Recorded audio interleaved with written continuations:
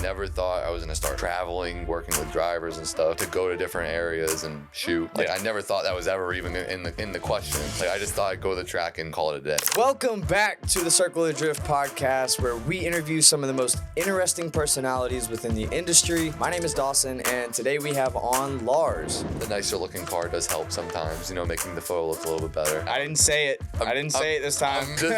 Where we'll talk about how he's turning his passion for cars into a career with a camera. At first, I didn't really know where it was going to go. I didn't think it was going to be this whole thing that I started getting into. Why sometimes you don't quite get the media you think out of an event. There's a lot of people out there, and they get so upset when their car does not get any media. His experiences in the world of rally driving. The second it hits that bonfire, they try to whip it at it, and it explodes as the car is right there. And how grip racing could compare to drifting. If you watch a road race guy try and jump in a drift car, and as soon as the rear tires are broke loose, they frantic. I've been wanting this shit forever. I've been in the field with whatever they throw at me. Brush it off, pick myself up, moving on to the better. Hey. Ain't no errors, baby, it's a new era. Are you primarily a videographer or photographer? Photographer. Do a little bit of videography. Gotcha. Okay. Yeah. I want to dabble into that a little bit. Okay. It's a big thing. Got you. But primarily up north, you go to a lot of tracks up there and shoot. Yeah. Starting to travel more. What events do you primarily go to? So I got Lock City near me, which is my local track. I'd say whenever Lime Rock does have something, that's about 3.5 hours.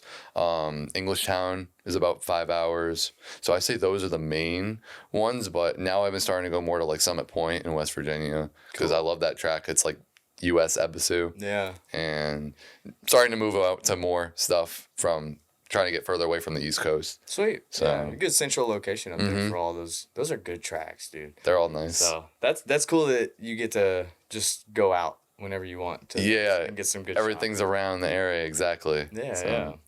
All right. Well, before we get into it, I know we're already getting off. So look below the video. Make sure the subscribe button is not still red. If it is, go ahead and click that. Hit the bell notification while you're at it.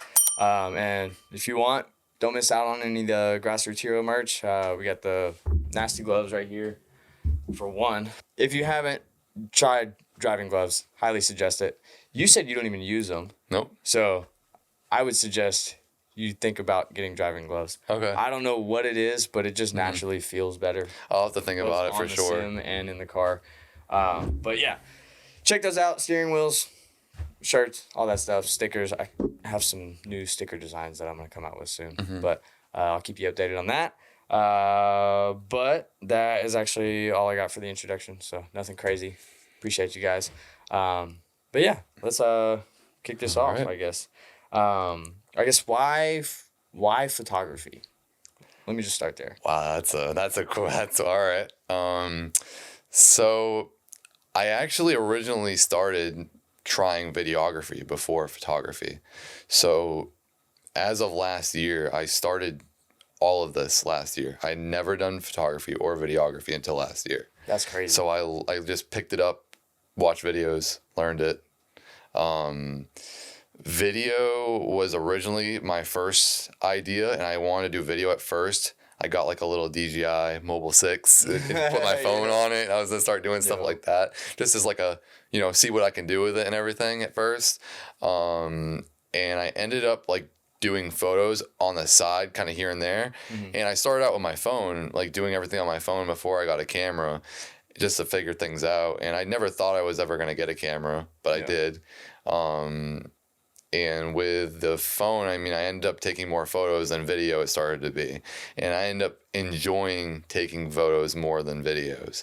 So I feel like that's... How? Like because I'm primarily a videographer, obviously. So for me, photos just don't provide... I love photos, and like, I sound like a dick saying this, actually, but he's telling the media guy straight up, dude. If we could go back to Instagram being primarily photos, I would love life. That would be so awesome. But like, why choose that route when video is so primarily focused on? I'll say like this: at first, I didn't really know where it was gonna go. I didn't think it was gonna be this whole thing that I started getting into. That's fair. So I just thought I was gonna go to Lock City and do photos. And that was it. That was the end of it. Or do video, and that was the end of it. Like, I never thought I was going to start traveling to this place and that place and the other place, and even sometimes working with drivers and stuff to go to different areas and shoot. Like, I never thought that was ever even in the question. Like, I just thought I'd go to the track and have a little fun, and I would call it a day. But I will say, like, once I started doing it more, I started realizing how much more important video is, and that's why I'm trying my best to learn more about it. I've talked to some friends of mine about, you know, figuring things out and trying to understand how to do video properly, because I have a really hard time with it for some reason. Yeah. So, you know, color correcting and so on and so forth. That's an endless nightmare you'll fall down into, and it'll change every month how you want to color. So, I mean, thankfully I have a lot of people around me that are happy to help and support me, so I at least appreciate that. But it's still going to take some time, because I think that it's like I've gotten so used to doing photo now that I have to kind of like almost click into my head. It's like, all right, now do video. Like, don't stop doing photos. Like, you know, take a break, do video now. And I've done a little bit, but not a lot. A big thing is the vlogging thing that I've started doing now, I guess you can call it. Yeah. Kind of forces me to even do a little bit more. So between my buddy recording me and me recording, I mean, that's a big part of it too. Yeah. So honestly, dude, when people do the BTS stuff for like reels and their own content, I find the ones where they're shooting photography more interesting to watch BTS footage of than video. Like they're shooting video. Well, that's what I was just telling you I literally just did one yesterday. I think it was possibly my first time I did one of those, and I liked the way how it came out. So I got to start doing more. I want to have that. You know, that would be something just to, and hopefully maybe at some point even work into it, like part of the editing process or something. Maybe, I don't know, something to add to it. You know, just to add more than just what I did and then the photo. Like maybe to add a little something more to it.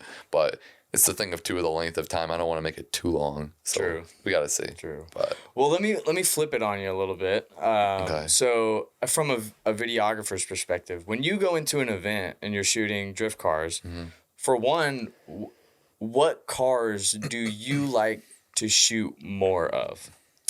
So I'll say it like this. I originally tried to shoot everybody, like no matter who you were, no matter how you drove, I did it. Now it's more, I kind of can see like, you know, driving ability and so on people, and not to put anyone else down, because everyone, you know, starts somewhere and everyone's eventually going to get to wherever they can be, you know, however far they push themselves. But definitely I do pick up more on just not even the car, just how people drive. I think is the biggest thing on how I focus who I'm shooting.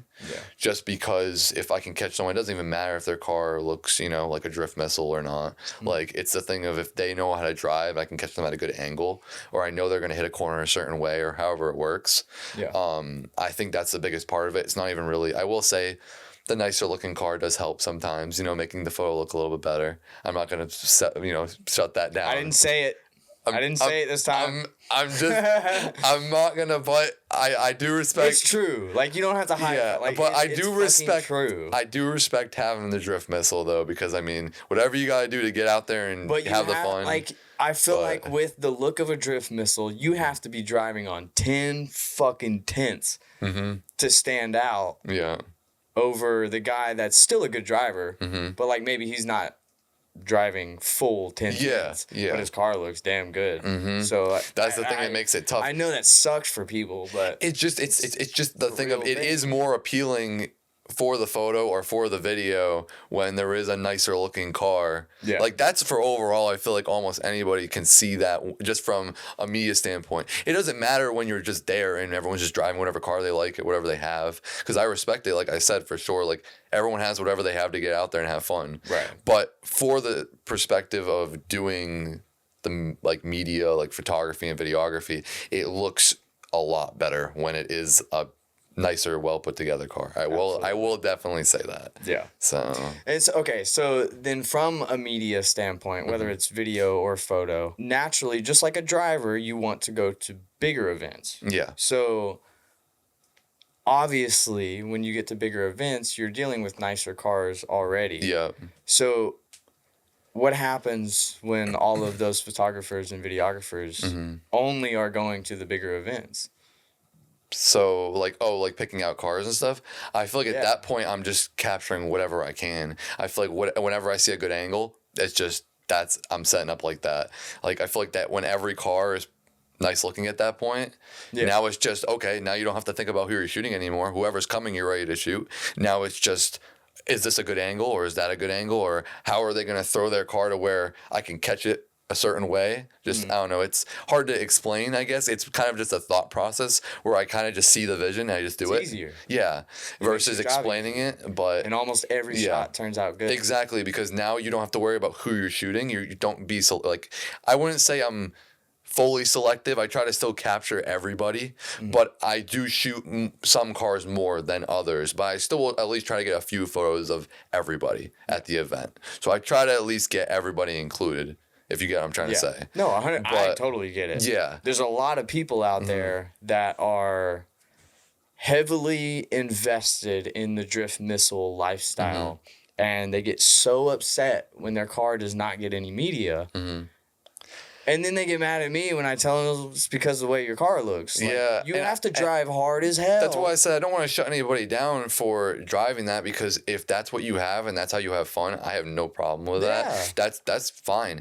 It's just don't from the media perspective, I don't have a problem with shooting those cars, but it's less of a chance that I do actually, because I have other cars that kind of have priority. It's going to look better in the photo. Yeah, you have a job to do, whether it's for yourself or for somebody. Actual drivers, so like, or for the event themselves. Yeah. So like, I'm trying to get other people to understand the mindset behind the media guy that they keep complaining about not shooting their car. Yeah. And like, I love everyone to shoot I your tell car, that to, like, they don't want to do the things to their car, even though they have the money to, or the means to, time to. Yeah. And they won't go to the bigger events where all the media guys are going to. You go to these smaller events and expect good media to come out of it, and it just doesn't happen. And you won't, like, I don't know. If you have an opinion on that part. Yeah, I mean, like you're saying with the smaller and bigger events. Yeah, that's why I brought up, like, your whole goal is to get to bigger events so that you can actually, make a living doing this. Yeah, that's the goal. I feel like that's every media person's goal, right? I mean, some people just do it as a hobby for fun. Like, they'll, go on the weekends, whenever they're not working and do it for fun. I feel like I've met a lot of media people that do that, though. Yeah. I feel like it's a mix. I feel like it's 50-50. There's some people that are out there that are like, if this is my job, I love it. Some people were like, I'm fine with it just being my hobby and just going to work. I feel like some of them are... I feel like some guys are just bullshitting. I don't know. I mean, I feel like some guys deep down, like, they actually do want, like, that's what they're passionate. I mean, I'll be straight up with you. Absolutely love to get paid to do it. I'm being straight up with you. It is like a goal of mine to hopefully be able to have it as at minimum a part-time job. Yeah. That's like at minimum, like to where maybe I work part-time at a regular job and just work a few hours a week, and then I get to do media the rest of the week. Or if it becomes even bigger than that, that's even better. But that's the 100% goal. But if it even gets to just a part-time thing, I'm still going to be extremely happy with that. Like, wherever I can take it, I'm going to take it as far as it can go.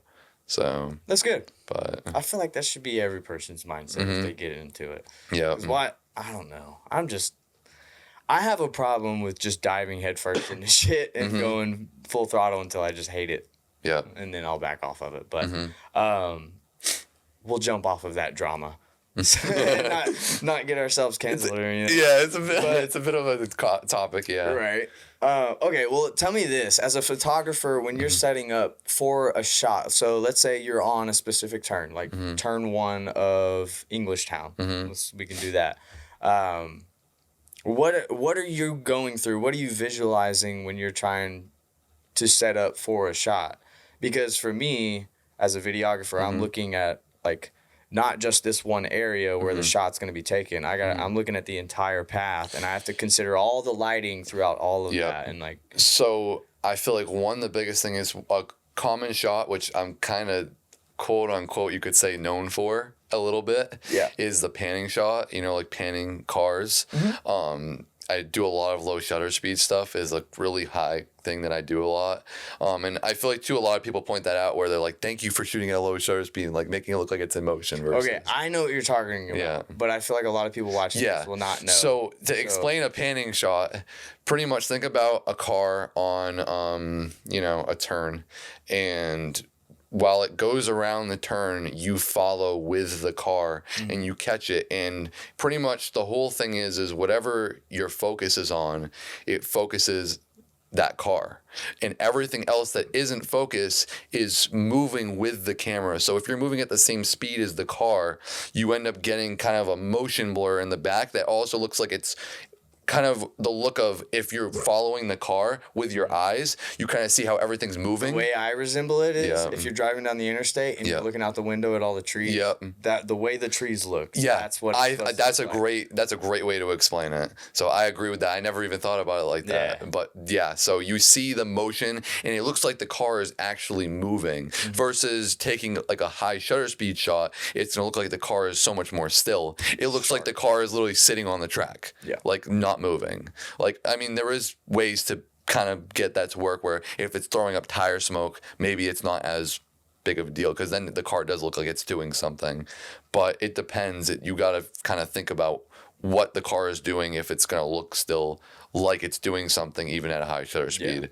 So, and the reason I ask you that and like get you to explain is because I want drivers to understand if you are paying for media, like understand what you're getting and if it's quality or not. Yeah. And if you're paying too much for it. Like I try to take the majority of, like trying to do different things like high shutter speed, low shutter speed, whatever it is. But I do a little more extra, like, and people always notice it because more than half of a post will be all panning shots. Yeah, like it's just the way it's what I like and what I've learned. Run it so low that like even the wheels get the blur. Yes. Too okay. But and I love that look. So far, my record right now for getting something in focus and it's like actually like in focus is probably 1/8. And really, yeah, and it's a handheld. And I got 2 cars in focus at once. It was my first event at Drift Nirvana. At Feign or Fright last year, and it was my first time at Summit Point. And there's the Shenandoah, which is like a big kind of like manji that you do, and there's like the 2 there's kind of like a top section and a bottom section, and people will run rather the top or the bottom, whatever you're comfortable with.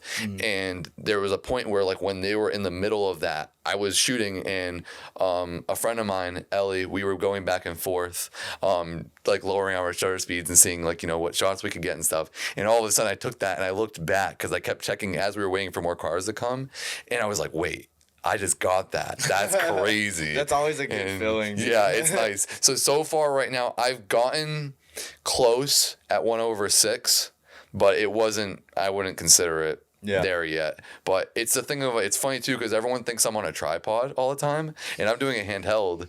And it's like, everyone thinks like, oh, you're on a tripod and you're phone. I'm like, no. Yeah. And if you see me at the event, you're going to see I'm not doing that. But, I mean, I do a handheld. What are you shooting on? A7 IV. Oh, wow. Yeah, okay. Yeah, so I got a good camera. Yeah. I think that honestly, it's me right now that's like hurting me. I feel like I have so much more to learn about that camera. There's so many things you can do with it. Like it's over. Honestly, I feel like I kind of overshot a little bit when I just jumped to it. Because I actually bought an A7 III originally, and I brought it back right before the return policy ended and realized I wanted an A7 IV. And then bought the A7 IV instead. That's cool. So I literally because I was like, I want the flip out screen, and it's got higher megapixel count because I think it's like 24 to 33. So it's like a decent jump. Like, I like read into it and I was like, I know it's gonna be more money, but like I want to buy once and not have to buy for a long time. So I just did that, and these 2 happened. Yeah, got the Black Magics now. Yeah, but these are nice. But I love these so far. These are great cameras. I've seen so many good things about them. Trying to get you guys better quality. Yeah, so. He's doing a good job. So, I'm trying. But what was I even saying now? Yeah, I'm losing my train of thought. Oh, you're good. Well, tell me so whenever you are setting up for a shot though. Yeah. So that's what was the original question. Then we spiraled off. Yeah, it's whatever. But just tell me about the process of setting up that actual. So one is the lighting, like you explained before. Lighting can make or break the photo by itself, just that. The thing is I feel like in specifically Lock City, I don't want to get too deep into it, but there's a reoccurring thing I noticed when I'm at Lock City, which was the main track I shot at last year, just because it's an hour and 20 minutes from my house. Yeah.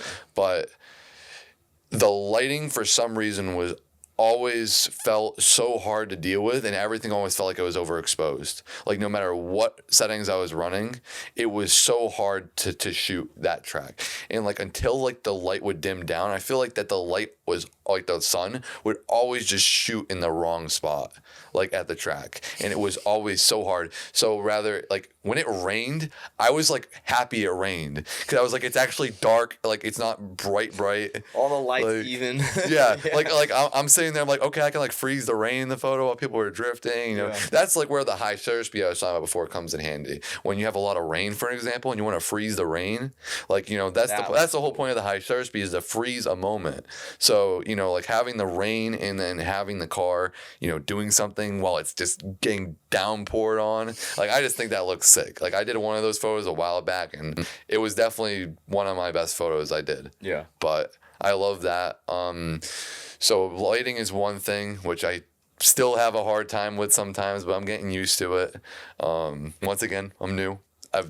I understand. March makes it a year since I started with my phone. Oh, wow. So still very new to all this. Yeah. But you're still gotten some killer shots. I appreciate it. But I can't even think now. See, I lose my train of thought so easily.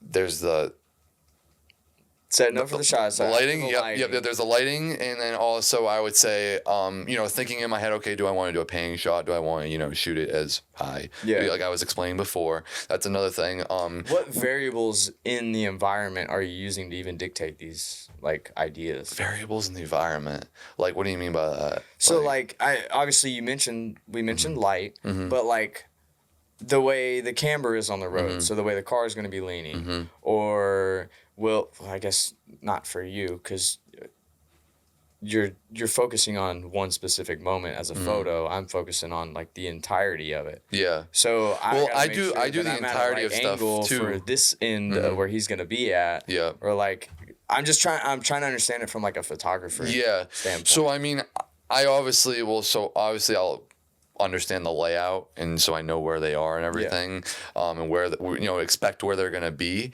and I'll look and I'll be like, all right. And so I use the this rule. I learned it like when I first started. It's like a hand rule. You might have even heard of it, where you put your hand up and then like the light will hit your hand, and you move your hand until it gets dark.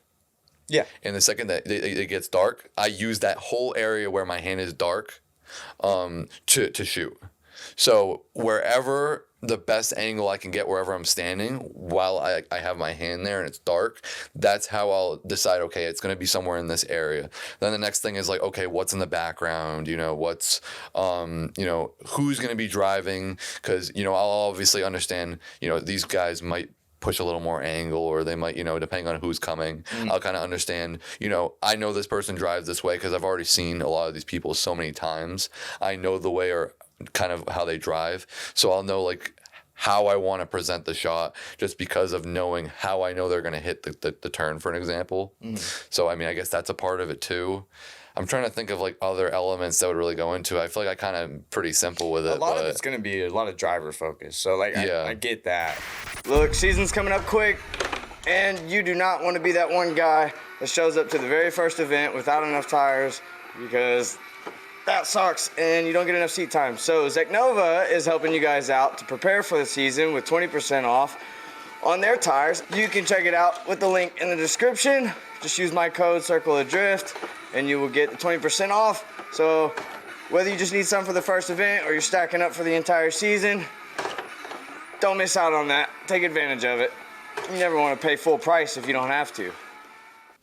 And that's what I want the audience to like more understand is like you have to be, or the media guys are out there to get a good shot, whether it's with the scenery that's in the shot and the car just being an add-on to that scene.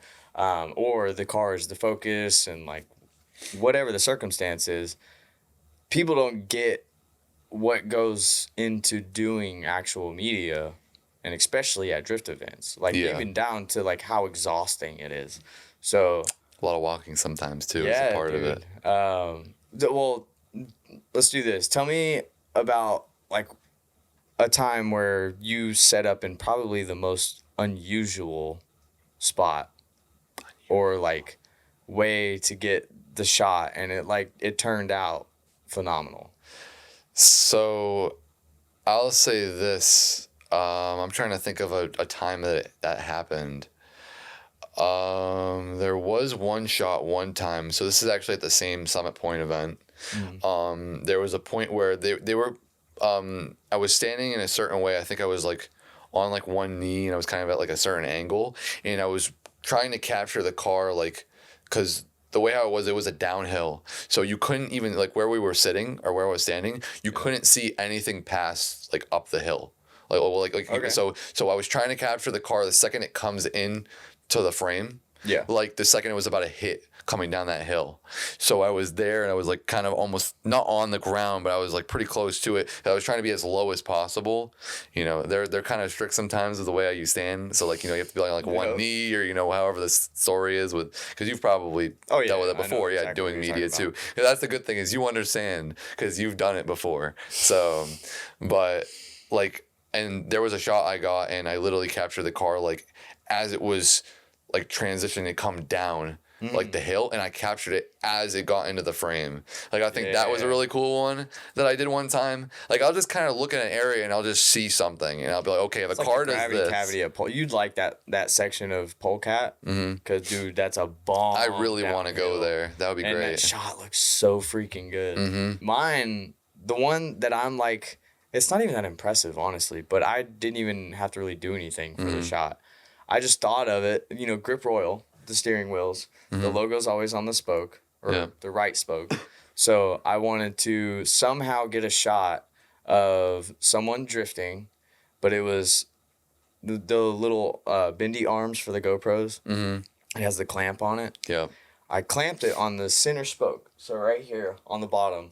And I bent the arm up to where it would be like out of the driver's way. So it's still in the center of the wheel, but it's pointed directly at the Grip Royal logo. Yeah. And it just stays in the center the entire time. So the steering wheel's spinning, and the GoPro spinning with it. I like that idea. But the GoPro or the Grip Royal logo is in the center. It's not fully locked just because it has the stabilization shit. And the arm isn't like extremely stiff, so it moved around a bit, but that shot turned out incredible, and like all you can see is a Grip Royal logo. That's sick though. I think that's a good idea, like just the focus on something like that. And I like those shots too of like when there's something that's in focus but it's moving like the whole time, but you're focusing on that one thing. Like you see like the in motion of what it's about, because like with the Grip Royal thing, for an example, like, you know, it's about the wheel. So you get to see the wheel in motion, but you're focused on the brand. Yeah. So I like that. I think that's a good idea. You go with a low frame rate too. It's the same motion blur that you're the motion blur. Yep. Yeah. Oh, look, I'm sorry we're nerding out a little bit on the camera stuff, but like it's good to know. You got someone that you know can relate to that. So like I know a lot of drivers out there know nothing about cameras, and especially media people, but they have a lot to say about media people and why they don't have media of their car. So like understand. You'll hear both sides of the story. Like, let me ask you this then: what is one time at an event where you got you were completely beat after not just the weekend but one day? Like what event exhausted you? What happened? Oh my God. So I guess we're gonna talk about this past weekend. Oh, is this past week? This past weekend. Let's do it. Oh yeah, you told me a little bit about it. So I mentioned a smidge to him about it, but this is the most exhausted I've ever been after an event. So it's a rally event, but it's called Snowdrift. It has drifting in a little bit, okay? So not going too crazy off rally's awesome. topic. But rally's awesome. I know a lot of people that do drifting also like rally, and rally has every time someone takes a corner, half the time they're ripping the e-brake, taking and, going drifting around a corner. So there's drifting involved in rally, so you can connect the two together. But, okay, so you want me to explain, like, how, like what happened? Yeah, like what do you have to go through to because just to keep in mind, this was unpaid as well, right? Partially. Partially? Partially. Okay, so not fully. Not a lot, but partially. Okay. So the trip was mostly funded by me, but there was a little bit of it was partially paid. You probably didn't make profit though. No. Okay. No. So yeah, you paid to be there. The goal is to at least break even first, then we go from there. So we got to work towards that. But believe me, this was an event. So my buddy prepared me. My buddy Jason that goes on all the events with me. He prepared me, and he told me this was gonna be an event. Like we were 4 months ahead preparing for this event. Okay. Like to get dressed properly because we knew the temperatures were gonna be crazy. We were looking at the weather a month in advance because there's a website you can check like months in advance weather, and it actually was pretty accurate to what it was. That's pretty wild. So I'll give that website that credit. Shit wouldn't be accurate here. Yeah. I'll tell you that much. So I would say within 10 degrees, and I know it's a bit of a stretch, but within 10 degrees, all of the stuff it said was right. The lowest I at least seen it was 5 degrees that we were there. So it was cold.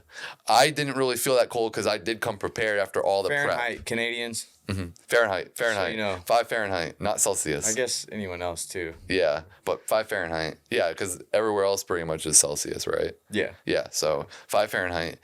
So it's cold, but I mean, I wasn't too bad. So first of all, it's an 18 and a half hour drive total between like everything leading up to it, pretty much. Like if you go straight shot there, it's 18 and a half. It was a little bit longer than that because we made stops, but let's just say 18 and a half because that's about straight shot there, how long it takes. Yeah. So first of all, it's the driving. Thankfully, I didn't have to do a good portion of the driving because my buddy was there to help me out with it, and he was like, I want you to be ready to shoot, like, and be prepared. Don't be exhausted. Like, so I appreciate him for that. Yeah. But on top of it, when we got there, first of all, I was so confused because I mean, I've watched WRC before. I don't know if you've ever watched WRC World Rally Championship. Yeah. It's awesome. They got the Sweden one coming up. That's gonna be sick. But I've watched that. I used to watch rally as a kid, so that was the first motorsport I ever fell in love with. Me and my dad used to watch clips of the cars getting in accidents and all the crazy stuff that would go on. So me being able to go do media at an actual like stage rally, like this is like a real deal. This is the biggest it gets in the United States is ARA, is American Rally Association. This is the biggest thing probably behind WRC. So that you can get to. Snowdrift is probably the biggest, if not one of the biggest events they run of the year. And because of Bonfire Alley, which is the thing that it's most well known for. So we drove all that way. We finally, after multiple stops, got there, stopped at my buddy's house, stopped at another buddy's house, then got there. When we got there, we were driving to the first stage, and we actually pulled up to the entrance of the stage where all the cars were supposed to enter in at, because we didn't know that like we were just following the GPS, and honestly, I didn't fully pick up, and I should have been more prepared. And this is on me, knowing the routes that we could go and like where spectators and everybody else was heading. Yeah, like so we could go around the stage. So when we got to the stage, there was a marshal or someone that was working the event there, which was extremely kind, and he came up to us, and he had like the whole kind of newspaper, almost like pamphlet thing that they had, and it had the map on it, and we were able to look at the map and reference that to the GPS to know where we could go. And once we got that, we were pretty much set for the event to like at least understand how to get to places. Yeah. Because then we put it back in the GPS and we went around, which took another like 15 minutes. By the way, it takes you 20 to 35 minutes to go from where you're at to each stage. So it's just a drive, first of all. Just the driving by itself, because you're in a county. So if you think about whatever counties around you, that county of multiple cities, you're driving through multiple cities to get to each stage. So that's insane. That's the first part of it. Then on top of it, it depends on where you park now, how much you have to walk. So with Bonfire Alley, we originally had a plan, which this is what probably made me the most exhausted out of the whole trip, is we originally had a plan where we were going to get there probably 3 or 4 hours early. Okay. That's not even considered early. Yeah. But pretty much think about it as you thinking it's early, you have to be earlier than that. And then you thinking that is early, you have to be even earlier than that. So it's a lot of thought process. But we ended up getting to Bonfire Alley, and the entire road before the four-way intersection was parked. Everybody was parked. And just so you know, that part of it was still a 4-minute drive away. So think about it like that. Then we parked further down the four-way just by a little bit. So I'd say probably a 5-minute drive away from it. That took about 40 minutes to an hour to walk. All the way up there and then all the way back. So first of all, you got to walk all that. I'm in boots walking all that. So, you know, the soles are not the greatest. And I'm also... thick jackets. I was double socked. I'm double socked and I got boots on. And I walk all the way there. Then you have to walk throughout the stage. Oh, no. Now, the one plus of this and doing all this is one, I got to see Bonfire Alley in person, which was crazy because there was... So let's pause there for a second. Explain Bonfire Alley to anyone that doesn't know. Pretty much Bonfire Alley is a stage at Snowdrift Rally where a lot of people kind of just line up in this whole spectator area where there's a car, there's kind of like there's a turn and there's like a long straight and I think like another turn. Yeah. And I think that's the majority of the spectator area as far as I know. And pretty much the cars will come through, and as they come through, people will have bonfires lit up all up and down this whole stage. Like every, I'd say 10 to 20 feet, there's another new bonfire. Like it's just lines of them. Dump lighter like gas. Yeah, like stuff when the cars come by. Yep. There's people out there, like, I'm pretty sure you're not supposed to do this. I don't condone this, but I'm pretty sure. So, you know, don't take me the wrong way. But I know she's in the camera angle right now. You're good. Go down. She'll be. Move your ass, dummy. Nah, you're good. No, it's just a tail. That's why I was like, sorry, cats are distracting, guys. Go down. Josh, you can leave this in there, actually. This is kind of funny. Go down. She's out. Okay, there we go. So, dang, now I see, lose the train of thought again. They're not supposed to do this? Yes, they're not supposed to do this, but some people bring saws, and they'll saw it at the trees. They'll saw off the branches and so on or whatever. I don't 100% know if this is a rule or not. I think I remember it being a rule, but That's gotta be illegal. Could be completely wrong. So yes, they cut this stuff down. I mean, it's in the middle of nowhere, but you know, it's like, well, they're not like taking it and cutting down an entire tree. Oh, well, the trees are like this big. Like, okay. But like not a large stump tree, like, you know, so, but they're cutting like little stuff down, like building like a bonfire with all like the wood. Yeah. So not that, not like what you were thinking. I thought you were talking about they're cutting down these big ass trees and shit. And no. Dude, some of those fires are huge, man. Yeah, exactly. Yeah. Then you'll have a new forest fire. Well, it's in the snow, so it probably won't be as bad, but still, so people are going, they're building these things, they're lined up and down the stage, and as the cars come through, I guess the kind of what it looks like the goal is when a car almost makes it, they almost consider it like a checkpoint every like bonfire that it goes by. They try to light it up with something. It's some kind of something they throw at it, and it kind of explodes like the fire, like a Coke can. You can if you didn't know that, you can throw like a soda can that hasn't been opened into a fire, give it like 30 seconds, and they do something where it just the second they throw it at it just boom, it explodes. So while the car goes, the second it hits that bonfire, they try to whip it at it and it explodes as the car is right there, full of gas, probably something crazy. Dude, if you know, put it in the comments. Yeah, I want to know. Yeah, if you know, I do want to know too. I think my buddy knows what it is, but I can't remember the name. So yeah, they're lighting up the stage. Everything's exploding while they're going down. There's people with flamethrowing up in the air. Like, I'm telling you, this thing is sick. Okay, like, I've never seen anything in my whole life like that was like this. It was crazy. Now, I'm still sore right now because that was I literally got back home from that trip yesterday at 3:30 a.m. So then yesterday I literally call out of work because I was so exhausted and tired. I just couldn't, like, I was done. I was like, I got to get to Tennessee the next day. Yeah. So I'm like, I need this day in the middle. Like, that was the whole reason, because I would have told you I'll do it Monday. But I was like, no, I need the one extra day. Yeah, you got to recoup. At least recoup so I can then go back out. I'm like, going from Michigan to home to Tennessee to back to home. It's like, it's a whole thing. But yeah, so that's kind of an understanding of Bonfire Alley. So to go back to what I was talking about, it was a really long walk. We walked back. I will say a group of friends of mine, that we were with, just the party just showed up. They weren't exactly 100% prepared for the conditions. So we had to kind of like deal with just also kind of taking care of that as well, just make sure they were good and everything too, right. Yeah. To kind of accommodate for that. Because I feel like too that they didn't have as much preparation as we did, and they kind of went into it not knowing 100% what was going on.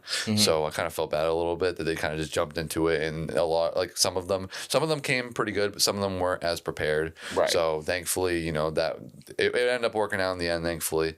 But we did a lot of walking, between walking to, because I did stages 1 and 5, which they'll rerun the same place, like for a stage, like a few stages later usually. So like stage 1 and 5 was at the same place the first day, so that's what I did the first day. And the second day I did 9, 12, and 16. So 16 is Bonfire Alley. So, but 9 and 12 is at the same place. So I got to stay in the same place. The only thing is now if you stay at the same place, get ready to stand for 2 to 3 hours waiting for the next stage to start. Because think about it, for example, Subaru is one of the people that have a car there. They have like a WRX things decked out with Vermont Sports Car. They also run this car. Like they're going, I'm just going to use that car as an example. They go from one stage and they just start driving over to stage 2. And when they get to stage 2, whenever that's ready to send the car off, they send the car off. And they drive all the way through that stage. And then they drive over to stage 3 and so on. Yeah. And they just keep sending the car off as the time goes on. And it's in, I think, 1 minute intervals of how they send out a car. They'll send out one car and they'll give it a minute. They'll send out another car, give it a minute, so that they have it. Because it's all about time, how fast you can get through that stage. That's, how everything is ranked, how fast the person got through that stage. Yeah. But a lot of walking, exhausting, a lot of driving. But, I got 100 Acre Wood next month to go to, hopefully, in Missouri. So that's going to be another 20-ish hour drive. Jesus Christ. We'll be back at it again. I love it though. It was awesome. That was my first ever stage rally experience, and it was sick. I think another thing to explain too is there's restricted and unrestricted media. So as restricted media, you're able to stand. This is for rally? This is for the rally. So this is for ARA. So you rather have restricted, which is what I was because it was my first time. Okay. Usually they say around 3 to 5 events before you can apply for unrestricted. They want to see you have the capability to do it properly and have an understanding and be safe to an extent, of course, because I mean it's really dangerous doing this at the end of the day, to be honest with you. I'm gonna point that out. So you're putting your own life at risk when you do this somewhat, but sorry to get on that way of it. No, rally is wild. I just want to point that out, that it isn't very easy to just shoot this. This is, because once again, this was the most challenging I've ever had to do any event. It's also one of the most challenging things I ever did in my life. Do you ever have any initiative to try rally yourself? Like drive it? Yeah, actually drive rally. Why? So one thing that a lot of people know about me is I don't do a lot of ride-alongs. And you're one of those people? So a reason why is because I do get kind of car sick sometimes. It depends on the driver, because there are some people I've been with that I've done all right with. And I will say, for an example, too, this isn't drifting. Well, it is technically, but at Grid Life last year, I was doing I was helping Larry Chen with the the remote cameras in the car by pressing the button, and it takes the photo of the camera, because he's got 2 cameras on the hood. It was when he had the GR Corolla at Lime Rock. Right. So he's got the one that's video recording, and then he also has the one that's doing the photos. Okay. So in the car, there's a remote for the passenger to take the photos when it's the right time. When the car is wherever you're trying to capture, if the car weren't drifting because we were chasing them while they were drifting. And after that, because he's like, one, it's manual, this car. Yeah. And he was like saying the whole time, like how if it was automatic, like it would have made it a lot easier because he had the GR Supra, the Grid Life before that. Paddles. Yeah, and that was a lot easier to do. It's just not that, because I can tell he does great with manual driving. It's nothing like that. For anyone that doesn't know, and you only know Larry Chin for being a cameraman, he's a great driver. The dude is a wheelman for sure. Like, Yes. he can drive. Yes. It's pretty wild. So he was driving great. I'll give him that. But the thing is he's on the brake like this. Yeah. Like, because he's getting this close to the car. So he's on the brake like this while he's, shifting gears. And, it's like being on an automatic and not having to worry about, like, the gears. Yeah, everything's right like, here. everything's right there. It's just, I could definitely tell how much of a difference it makes. And, like, my head's like this, jolting back and forth while I'm pressing the button. So you're in the car, like, with him? Yeah. Okay. Yeah. So, Gotcha. so what I'm trying to explain is that this is probably the most sick I felt so far during doing media. Yeah. I got out of the car. Was this just what? So you were working with Larry Chin? I wouldn't say I was working with. I kind of just got like, I was able to like help him out and stuff. Like it kind of just. Oh, cool. It's weird how it kind of came up. Like it was just like I got to meet him for the first time, and then I also ended up just getting the chance to go out there and do that with him. So sick. That was cool. That's awesome. It was a fun time. There's definitely a big difference with the classes going from event to event too, which is I feel like a big thing I notice. How do you mean? So like. And like what events, for example? So like, and this isn't me talking down on any event, by the way. I love all the events. This is just explaining the difference from what I see. So like when you compare, this is a really big example, and I've used it before. Englishtown versus Thompson. Okay. For like Lock City versus Club Loose. So with Thompson, I feel like the A, B, and C is a lot different than the extent of the drivers in A, B, and C at Club Loose. So like the A-class drivers at Lock City, I feel like a lot of them could definitely drive in A-class at Club Loose. Yeah. But I feel like that I still see that there is some people that I feel like that some of the A-class people drive as a B-class driver at Club Loose. And it's still, I feel like that at Lock City, there's a lot of people that definitely drive like A-class at Club Loose, but I do see some A-class people that I feel like they're almost there, but I feel like they're almost still more in that B-class area at Club Loose. I feel like a big thing too is at Club Loose, there's a lot of people that drive B-class at Club Loose that deserve A-class, but they just don't have the stuff in their car that lets them get to that next step. Right. Because there's excellent B-class drivers at Club Loose that like all day I would say they deserve A-class, A+ even if that was a thing. Yeah. Like they're great drivers. They just don't have this like the caging or whatever it is that was required to go to A-class. So it's not a talk down at any event because everyone does a great job. It's just a thing of that. Like I feel like sometimes there is a little bit of a higher caliber at Club Loose, but at the same time, I feel like that you do still see that sometimes at Lock City too. I feel like another thing is it's hard to compare because Lock City is also a much smaller track. Yeah. So I feel like there's not a lot to be able to almost show sometimes, like how good that driver is. Because I've seen people that don't show that, and then they get to Club Loose, and they're just tearing it up. And it's like you would have never thought until they got on a much larger track to showcase that. So these drivers are driving I've told drivers awesome. that before. Yeah. Like you need to go somewhere else. Stop driving the same place. And once again, I love Lock City, and I don't want them to think that I'm talking anything wrong about them because I love that place. I love Lynch that runs it. Everyone that does, runs that place awesome, and I'm glad I have it as a local track. And I mean, honestly, it's one of the best communities I get to go back to every time I go to that track. It's just a thing of that sometimes, like when I have now seen so many different events, the caliber of the drivers is usually a lot higher at other places, and it might just be the location at the end of the day. Because I think too that if Lock City was bigger, that probably I wouldn't even be saying that. I don't think it's necessarily location anymore. There's too many events for people to choose from, for people to be so locked down to local. Because there may be this event happening that's like only 30 minutes away, but there's also one that's happening 2 hours away. But the turnout's always better here. The drivers are better here. The cars are better now here. it's do you want to drive the half hour? There's more to do other than just driving at this one. So like you're more willing to do that. So I don't know. That's kind of my thing. I don't think that there's too little of events for people to be like, I guess. No, but I was also saying, I home. feel like when I said location, it wasn't just like because it's in Connecticut. I was saying location is in like the track, like itself, like the layout. Yeah. I feel like that if it was bigger, like I feel like that it could definitely showcase driver skill more. And I feel like that's a hard thing too, is because I feel like the way how people but that's what show, I mean. Like there's always another track. That you can go do that I know. at.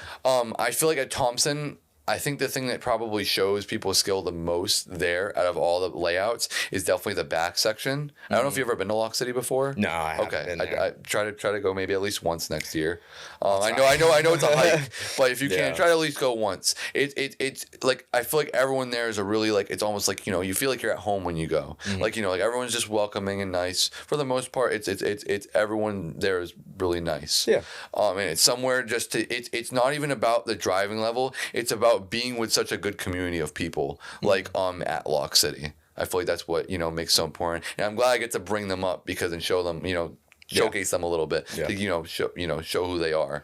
But I guess the thing is with the back section, which I was trying to talk about before, it's about as good as you get to like a road course type of thing, because it is like a road course, because you get to there's an oval track and it's a part of the back section, and you get to manji that oval, as well as you get to like kind of hit this whole over layout, and it's where you really get to, I feel like, showcase, and it's only for A-class drivers, that part of the track. But like, and I'm going to point this out, I think B-class should at least get one session on it at an event. That's just me. Like, at least, but I mean, maybe it's just because of a safety thing. I'm not 100% sure, so don't take me for granted on that. But either way, that I think showcases everyone's skill the best, at least at Lock City. Yeah. Because it's a much larger layout than like Clubhouse, for example, where it's just kind of, like a little bit of a, I don't know. I feel like there's just not as much there. Yeah. It's kind of like a kidney bean. Like it goes around. Gotcha, you go in. It's just like a kidney bean layout. Yeah. So the skid pad's the same way. There is also something to say on that too, of like a track not proposing enough opportunity for a driver. I will say that Killcare, where Drift Indy hosts a lot of their events and stuff, is just an oval track. With some center sections that you can link together and make it. Turns out to be like a fairly, like, I would actually say it's probably the best oval track that I've driven for drifting. Just the way it flows and everything is really great. There's some elevation change stuff going on in the banks and blah, blah, blah.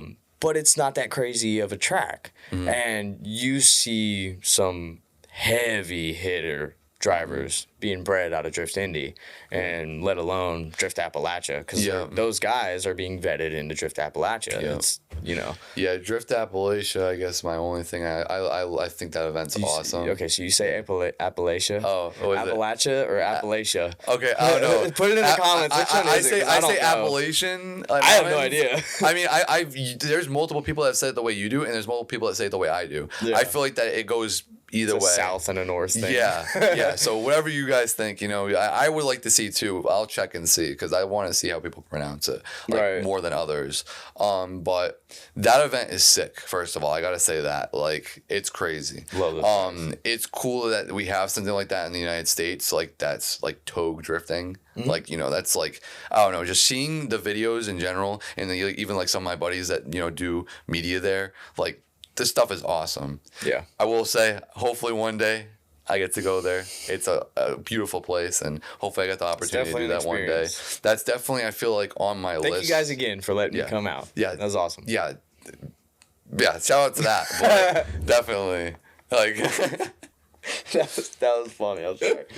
But, like... How do I explain it? Definitely, that's out of goals for events. That's probably top 3 for me.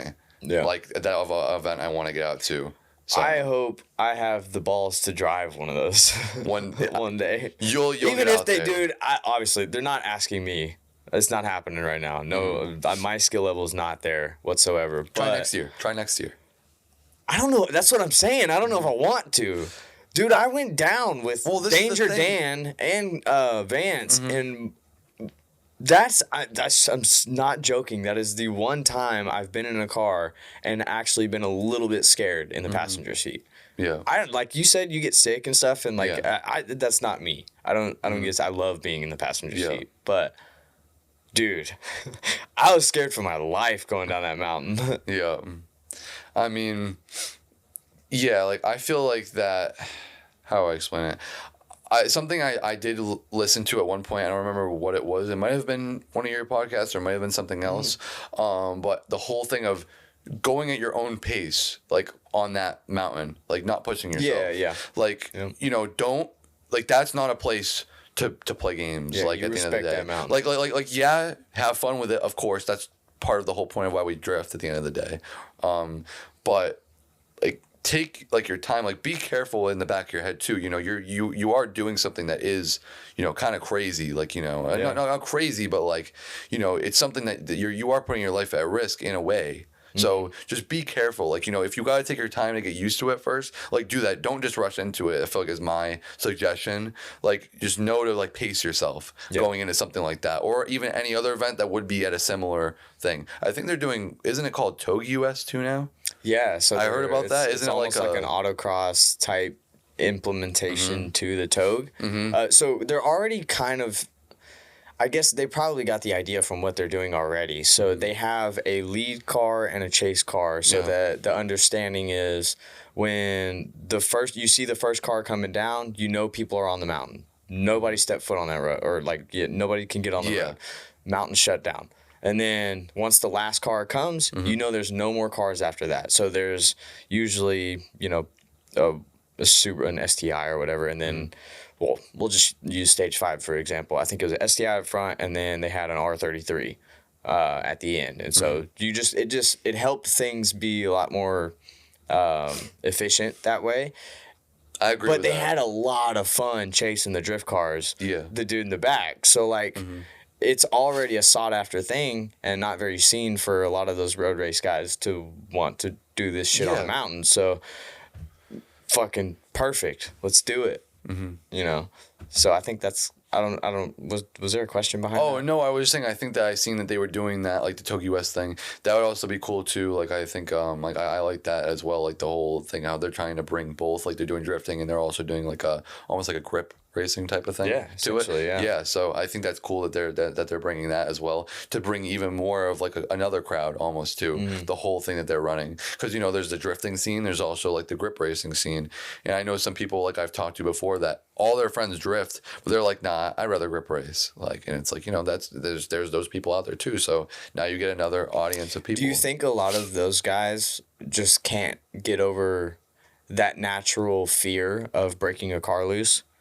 Because like, if you watch a road race guy try and jump in a drift car, and as soon as the rear tires are broke loose, they're frantic. Like I've heard a couple of different sides of it so far that I've heard, like just going about events and stuff. Some people just don't like drifting, in general, or some people think the drifting is stupid and they think the grip racing is whatever. Which there is people out there. Sadly, we love drifting, but I'll say I guess another thing is just, some people just haven't ever taken the step to learn, maybe. Maybe a part of it. I seriously think that's what a lot of it is. Like, I feel like it goes back to the whole thing of like being on that breaking point of the limit. So like when a road race guy breaks that limit, they know something catastrophic could happen, or I have to really like try to save it.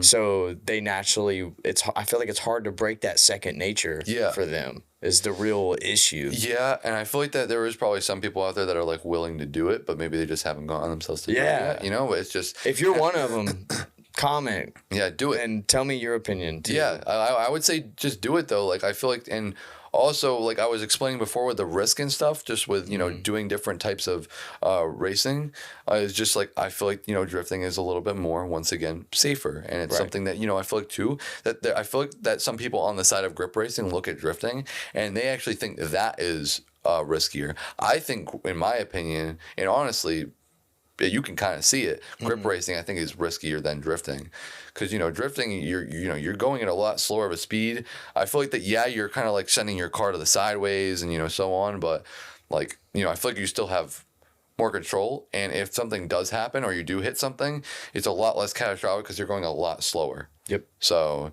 I think it's definitely a much safer motorsport. 100% agree with that.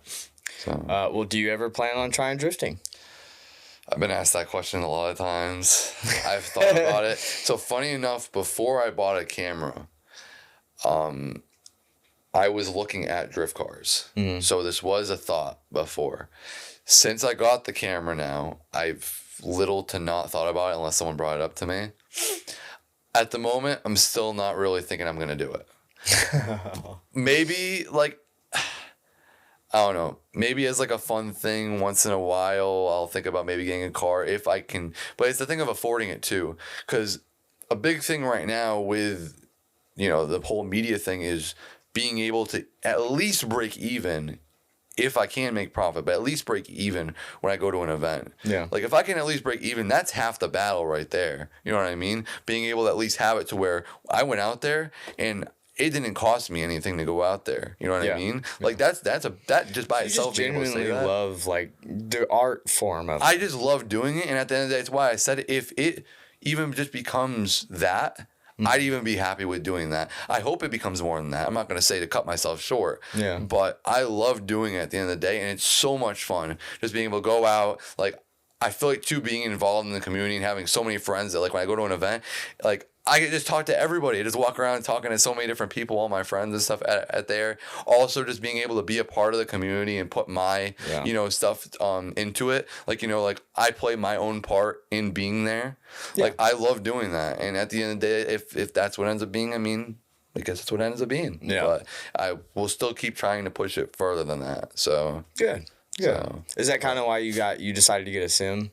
Because I know you said you had a no, it was more just to hack around with my friends. Oh, okay. Like when they asked me to go on, because they would be in Discord and they'd be like, oh, let's hop on the sim. And I'd be like, I don't got one. Yeah. And I was like, all right, I'm going to get one. And at least so when my friends drive around, or now too, I guess something to point out, and since we're bringing up sim, is North Atlantic Drift, which I broadcast, and my friend Brian and Kiana. Oh, yeah. I forgot about that, yeah. They both drive, they drive a blue and a yellow E46. At Lock City. Great people. I love them so much. We just happened to be in Discord one day. This was maybe a month and a half, 2 months ago.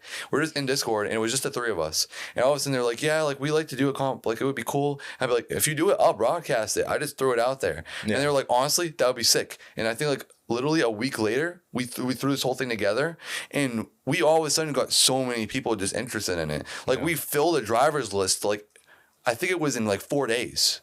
Like the second we announced it, because I put it out on my page, and then we started getting people seeing it, and they were putting it out on their pages. Damn. And it became this whole thing of, like, now, like I had like almost 100 viewers, like, live watching it at one point. Huh. Like, it was a thing where that's so cool. Out of nowhere, it just, like, blew up. Like, it's crazy. And we have one now, February 23rd. It will be before, you know, this gets released. But there's another one now coming up that we're doing round 4. We're already doing the 4th round of it. Dude, I've tossed around the idea. Actually, I'll speak to the audience too. Mm-hmm. I've thought of the idea of possibly doing a virtual, you know. Yeah.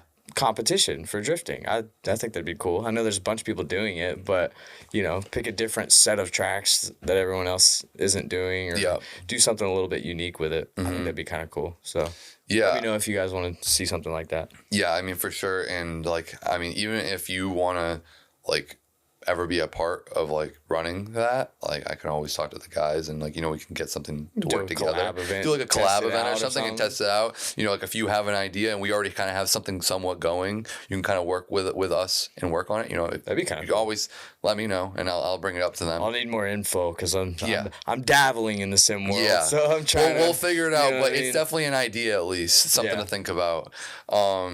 But yeah, so we've been running that. It kind of just grew out of nowhere.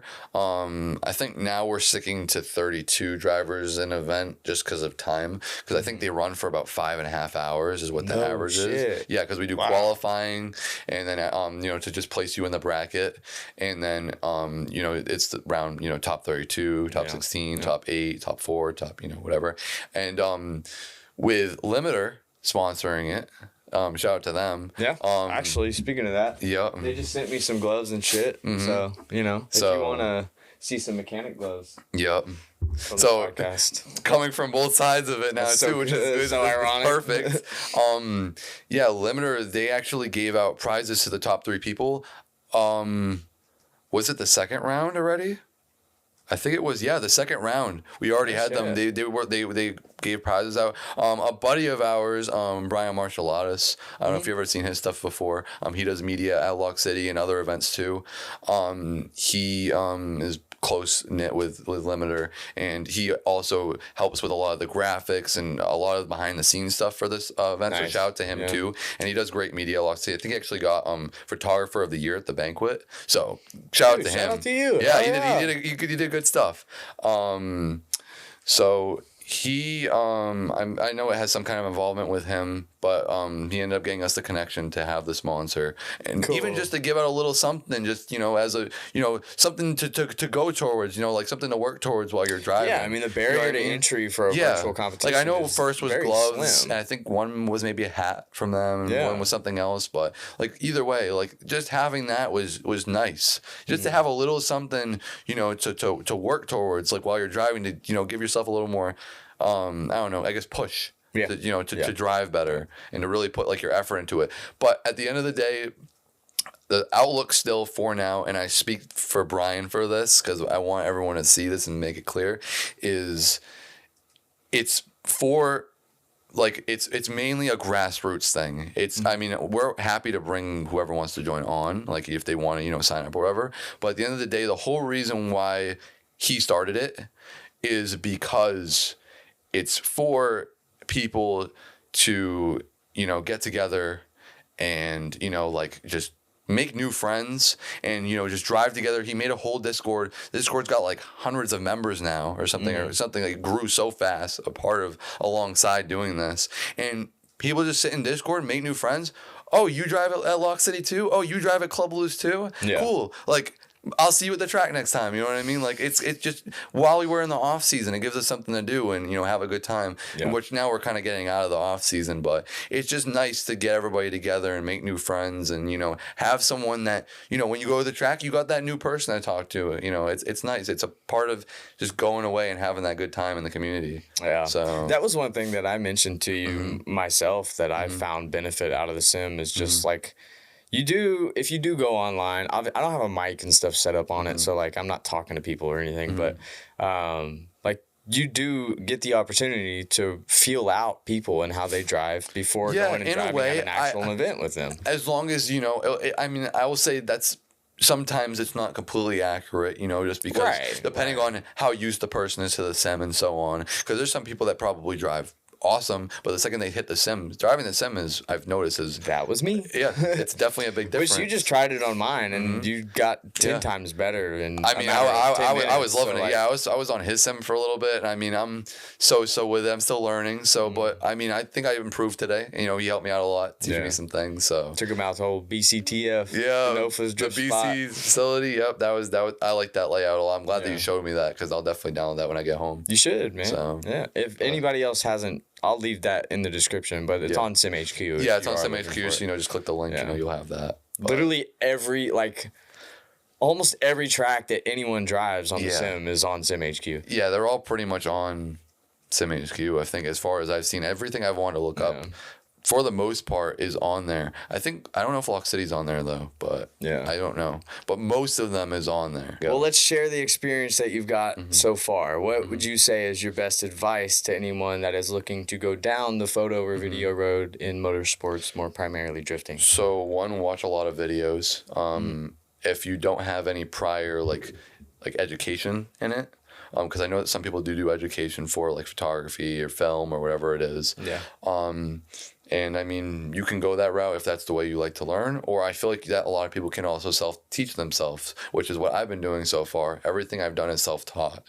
YouTube, baby. YouTube is, I mean, that thing teaches you everything, believe me. If you want to learn how to do something, you look it up on YouTube and there it is. So learn more from YouTube than I ever did school. But yeah, I watched a lot of different people just talk about tips and just taking in as much information as possible. Anytime I would see something, like if I really wanted to like rather one kind of almost replicate it in my own way, or like, try to figure out how it's done, like I just go look it up and I watch a video on it. Someone's done a tutorial on it. Yep, exactly. Or someone has something that's at least similar to it that, they've done. Yeah. And like, learning like, just all the settings of the camera and stuff. I feel like anyone that's getting into photography, like, the biggest thing I feel like is like shooting a manual. I feel like is one of the struggles. I feel like for a lot of people I've recognized, because at first I shot in auto when I first started. Like full auto? Yeah, full auto. Ooh. Yep. That was the first like just auto shooting, taking photos. That's it. Yeah. Like that was my first event with a camera was just auto shooting. Then I moved up to shooting on shutter mode, and honestly, for like a couple months or a few months, I shot on shutter mode, which is. You can adjust the shutter speed, but everything else is auto. Yeah, it's just priority. So that's where I started getting used to the panning thing. Because a buddy of mine, I asked him, like, how do you do panning shots? And he goes, oh, well, I follow the car. And he explained the whole thing to me just like I explained earlier. Yeah. And, and then I started doing it. And within like an event, I picked it up. You're better than me, man. I was like... I didn't do that. Like literally by the next event, I was taking a panning shot that was in focus and I was at least reasonably happy with. Yeah. I'm not going to say, so it took me a while to get into editing. It was only like, I don't know, maybe 4 or 5 months ago that I actually started learning how to edit. So the editing made a night and day difference. Like, oh yeah. I mean, one thing I heard a long time ago was start layering photos and all sorts of stuff. Half of the art is the editing, I feel like. And I mean, I'd say 75. Yeah, I mean, at least half, but yeah, you can even go to that extent. I mean, it is a big part of it, because it now that you've taken the photo, now what's your take on that photo? Like, how are you going to design it to look the way you want it to look? Your artistic touch. Yeah, that's where the editing comes in, and I feel like that, even if something doesn't look realistic, it doesn't matter. It's how you look at it and how you think it looks cool. Because it's your art at the end of the day. No matter what people think about it, it's your own art. You can't take for granted what people say. Like, and that's how you find, oh, I like the way this guy does it because he does it different than somebody else. Some people like it, some people won't. You are who you are. But, just finding your own style that you do it in. Editing makes a big difference in that. So definitely that. Editing, I recommend do it earlier than I did because I missed out probably on a lot of improvement on the photos like early on. Yeah. Not editing right away. I'll say with editing, I would edit in like the Apple Photos app on the MacBook because it's a little more extensive than what's on the phone, but it's still simple. It's rough, yeah. So that was about as much as I was doing. Like if something would like a color would look a little off, I'd add like a little bit of something to it or whatever. But there's not many options on that you can do. But it did save a couple photos. I will say that. Now you're like messing with graphs and like curves. At least it was like a little something. And then when I got Lightroom, that changed everything. Yep. Lightroom changed everything.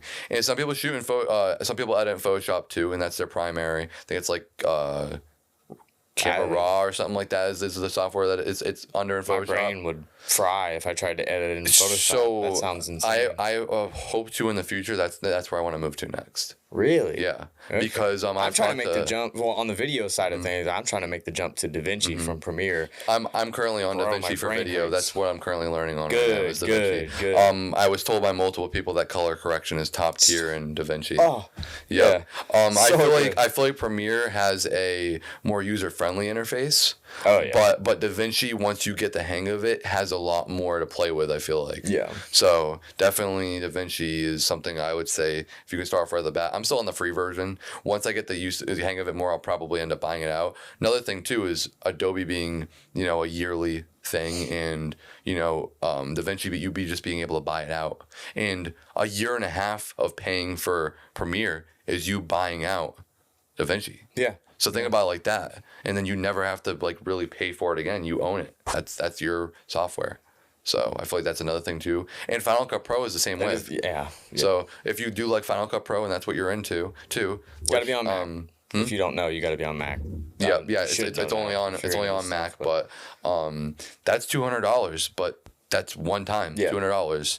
So it's rather you pay $200. You pay what is it, 300 and something, 50 or 70 or something like that for DaVinci, or you pay like $200 and something a year. Well, actually, no. Maybe it's not as much. Dude, no. What is it? It's no. After Effects and Premiere or something in the package? Listen, I have the whole Creative Cloud suite. Mm-hmm. I think it's up to around $50 a month for the whole suite. If you just get Premiere and After Effects... What you say it was? $50? It's about $50 That's $600 a month. Yeah. Sorry, a year. A year. $600 a year. If you were to just go in and get Premiere, which I'll just name the primary ones that I use. Mm-hmm. Premiere, After Effects occasionally, Photoshop occasionally, Illustrator a lot, and then now I have is Illustrator for graphics, and then Media Encoder. Illustrators for like logos, stickers, I've never actually touched Illustrator before, so it's not too bad. It is a little confusing, I only have the package that's Photoshop and Lightroom. That's it. It's just Photoshop and Lightroom. Oh yeah. So it's like $10 a month. Not bad at all, honestly, in my opinion. For the amount I use it like, at least 3 to 4 times a week. So yeah, highly suggest that. Mm-hmm. Just make the jump. Mm-hmm. Adobe Suite is convenient and nice to learn, but dude, that jump to the next one is hard to make once you've gotten so comfortable. But yeah, we'll go past that.